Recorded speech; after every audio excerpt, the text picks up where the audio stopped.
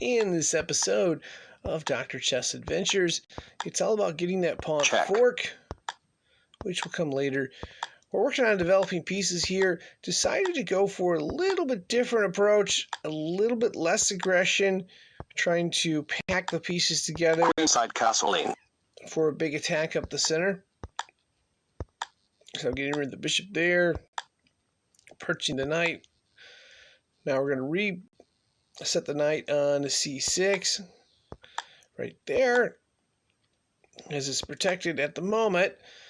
Now this is very important. That move of the rook right there is going to set up a discovered move. It's going to take a while to get there.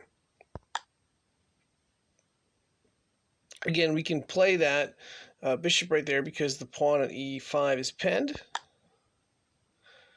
And black's putting pressure. We're going to take with the knight. And was expecting this, but, or alternatively, we could go that way too. But instead, black decided to just back the queen up. Okay. Now we've got our free play.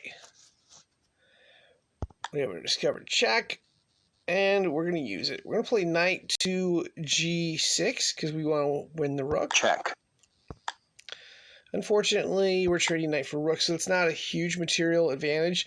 The big advantage we have here is our position in that we've got both rooks, queen.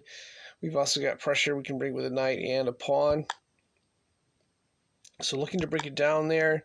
Not going to take the bishop here. Going to go for the check instead and then take the bishop on the following move. And the line of thinking was that if black recaptured with its pawn, which it did, its queen is kind of blocked in. Now we can push the pawn and use our rooks. Okay, had to think this one through. Decided to just push the pawn. And here's the thing, like, black can't take in that spot because we have that.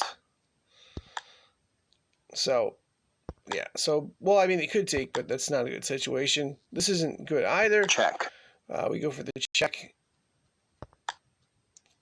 Black backs up. Decide to get that rook involved. Check.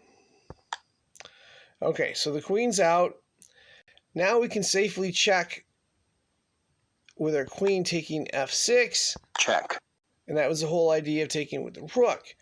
Because we got a pawn defending e7, so queen can't go to... Well, I mean, the queen could go to block, but check. That's not going to be good.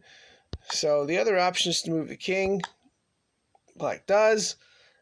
And we get really lucky there because now we have the fork with the pawn. Check. And we trade off there. Check. And a little bit of moving material around. Black plays for a little while, which is fine. And then we get that discover check right there, and black decides to resign.